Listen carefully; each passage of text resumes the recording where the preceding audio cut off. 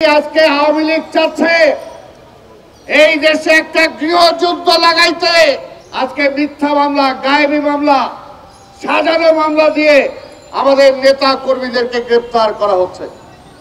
আপনি নিজে উপরেরটাও খাইবেন, নিচেরটাও খাইবেন, আর খালি বলবেন বিএনপি কথা কয় কেন, বিএনপির ধর আর জেলে বাঁধা। আর আমাদের কিছু ওয়েলিশন আছেন, তারাও বলেন আরে বিএনপি কি করলো, বিএনপি কি করলো। আরে বিএনপি কি করবে? বিএনপি আজকে আওয়ামী লীগ চাচ্ছে এই দেশে একটা গৃহযুদ্ধ লাগাইতে।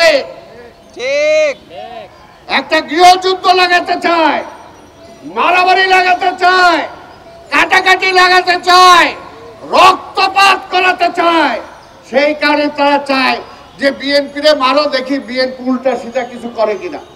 আজকে মিথ্যা মামলা, গায়েবী মামলা, সাজানো মামলা দিয়ে আমাদের নেতা কর্মীদেরকে গ্রেফতার করা হচ্ছে। এই মিথ্যা মামলায় আমরা জামিন নেওয়ার জন্য কোর্টে যাচ্ছি। এই মিথ্যা মামলায় সাজা দিয়ে দেওয়ার পরও আমাদের নেতা কর্মীরা হাসতে হাসতে আজকে জেলখানায় যাচ্ছে। আপনাদের একটাই বলতে চাই, ওই যে বলেন বিএনপি শেষ হয়ে যাচ্ছে, বিএনপি ছোট হয়ে যাচ্ছে, বিএনপিরে পাওয়া যাচ্ছে না। আরে যে দলের নেতা কর্মীরা বুক পেতে দেয় গুলির সামনে, যে দলের নেতারা হাসতে হাসতে জেলে যায়, সেই দলকে কখনো শেষ করা যাবে না, শেষ করা যায় না। ইতিহাসটা বলে না, ইতিহাসটা বলে না। কিন্তু আপনারা চাচ্ছেন, আমরা তো বলেছি পুলিশ আমাদের শত্রু না, কিন্তু পুলিশের মুখোমুখি আমাদের দাঁড়া করায় দেয়। পুলিশকে বলেন গুলি করো, মারো ওদেরকে। আমরা এর আগেও বলেছি অন্যায় অবৈধ আদেশ আপনারা মানেন না, কিন্তু ওনারা চাকরি বজায় রাখার জন্য সেটা করে, চাকরি বজায় রাখার জন্য সেটা করে।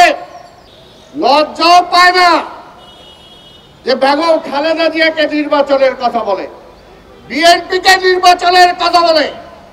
আরে বেগম খালেদা জিয়া বাংলাদেশে কোন নির্বাচনে হারছে? আর আপনি তো এই জায়গায়ও হারছেন। এই যে যেখানে যারা বক্তৃতা দিতেছি আমরা, সেখানেও হারছেন। একটা কেউ নামও জানতো না, অখ্যাত একটা মেজর, কি নাম, মেজর মান্নান। এই মেজর মান্নানের সাথে হারছেন। সাদেক হোসেন খোকারটা বাদই দিলাম।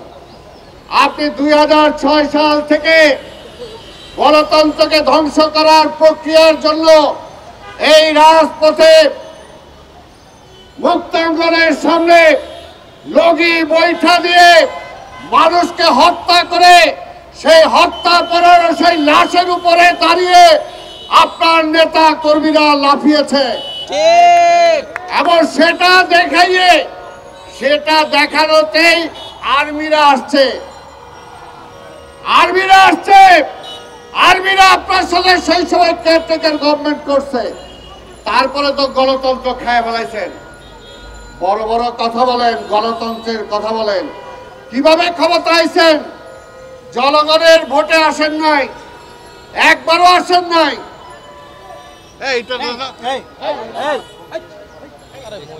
জনগণের ভোটে একবারও আসেন নাই।